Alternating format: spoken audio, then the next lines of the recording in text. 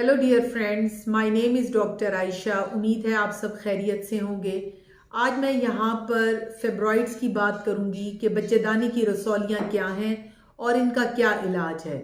आम तौर पे पेशेंट्स हमारे पास क्लिनिक्स में या हॉस्पिटल में रब्ता करते हैं, उनके पास अल्ट्रासाउंड की रिपोर्ट होती है जिसके ऊपर उनको रसौली निकाली हुई होती है और वो आम तौर पे इतने परेशान होते हैं कि जी कि ये हमारे अंदर एक रसौली निकल आई है और अब इसका क्या करना है, क्या ये कैंसर की रसौलियाँ हैं, क्या ये बांझपन दे सकती हैं, वगैरह वगैरह। इस तरह के बहुत सारे सवालात जो हैं हम ओपीडीज़ में इनका सामना करते हैं।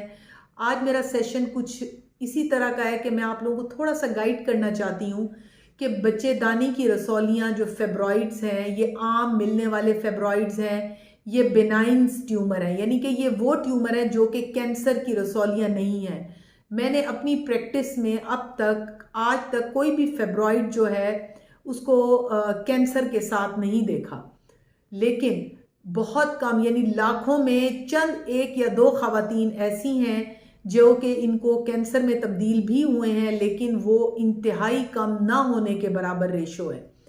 जो ये फेब्रॉइड्स हैं ये आम तौर पे यंग एज में मिलते हैं, यानी कि ये बच्चेदानी के अंदर पड़े होते हैं और इनके इतने बड़े साइज नहीं होते और पेशेंट जो हैं इसके साथ बड़ा इजीली उनको हमल भी ठहर जाता है और वो बड़ा अच्छा डिलीवर भी होती हैं।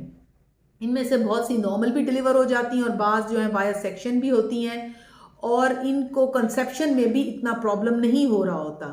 फेब्रॉइड्स तब प्रॉब्लम क्रिएट करते हैं कि जब इनका साइज बड़ा हो जाता है या ये इलामात देना शुरू कर देती हैं। आमतौर पे फेब्रॉइड्स की क्या इलामात हो सकती हैं? जो बच्चेदानी की रसौली, इनकी सबसे बड़ी इलामत ये है कि पेशेंट को माहवारी हैवी ब्लीडिंग होती है, यानी जो पीरियड्स हैं वो बहुत ज़्यादा होते हैं और उनको बहुत ज़्यादा आमतौर पे पेन होता है। और बाज़ पेशेंट जो है यानी कि जो उनकी माहवारी है वो हैवी होती है और जैसे ही डेज उनके कंप्लीट होते हैं उनकी माहवारी रुक जाती है। जब ये आम तौर पे हमारे पास आते हैं तो एक्सीडेंटली हम इनको अल्ट्रासाउंड पे डायग्नोज कर रहे होते हैं कि जी कि आपके बच्चेदानी में एक रसौली, और वो हैरान हो रही होती हैं कि जी मेरे पास 2 से 3 बच्चे भी हैं, इन्होंने तो मुझे कभी तंग नहीं किया। और होता भी ऐसे है। अगर हम 10 खवातीन को लाइन में स्कैन करें रैंडमली तो उनमें से हर तीसरी चौथी औरत में ये रसौलियाँ मिल जाती हैं और वो आम तौर पे उनमें कोई पिक्चर नहीं होती।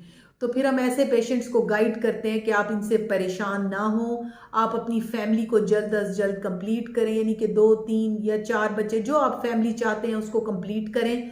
उसके बाद हम देखेंगे कि हमने इनका क्या करना है। बहुत सारे पेशेंट हमें ये कहते हैं जी क्या ये बांझपन दे सकते हैं? तो नेचुरली इनकी अब लोकेशन पे है कि ये पड़े हुए कहाँ हैं। अगर ये बच्चेदानी के करीब पड़े हुए हैं, मुंह के करीब हैं जहाँ पे मर्द के पानी को जाने में प्रॉब्लम हो सकती है, तो फिर नेचुरली, या फिर ये एंडोमेट्रियम में कहीं जुड़े हुए हैं जहाँ पर बच्चे ने आके इम्बेड होना है, तो फिर ये नेचुरली फिर ये बांझपन भी क्रिएट कर सकते हैं। अब मैं इसके इलाज की तरफ आऊँगी। नेचुरली जो फेब्रॉइड्स हैं ये गोलियों से तो विद मेडिसिन ख़त्म नहीं हो सकते। हाँ, ये ज़रूर होता है क्योंकि जब यंग एज के बाद मेनोपॉज का टाइम आता है, यानी कि जब माहवारी ख़त्म होने का की उम्र आती है, तो जैसे ही बच्चेदानी का साइज सुकड़ता है तो इनका भी सुकड़ जाता है। तो फिर नेचुरली अगर ये पड़ी भी रहें तो ये कोई नुकसान नहीं देती।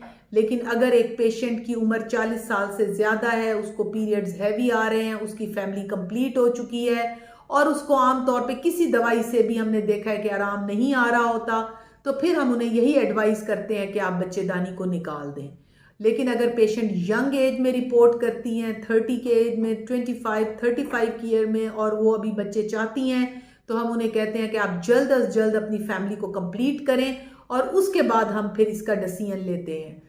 और सबसे इम्पॉर्टेंट बात यह कि अगर पेशेंट जो है इन फेब्रॉइड्स के साथ नॉर्मल कंसीव कर रहे हैं, नॉर्मल बच्चे डिलीवर कर रहे हैं या वाया सेक्शन डिलीवर कर रहे हैं और ये पेशेंट को कोई इलामत नहीं दे रही, तो फिर इनको छेड़ने की ज़रूरत नहीं है। जब नेचुरली आपकी उम्र ज़्यादा होगी 45-50 के करीब, तो फिर जब आपके पीरियड साइकिल खुश्क होंगे तो साथ जो ये फेब्रॉइड्स हैं इनके साइज़ भी सुकड़ जाते हैं और फिर ये आपके लिए आगे तकलीफ दे नहीं है।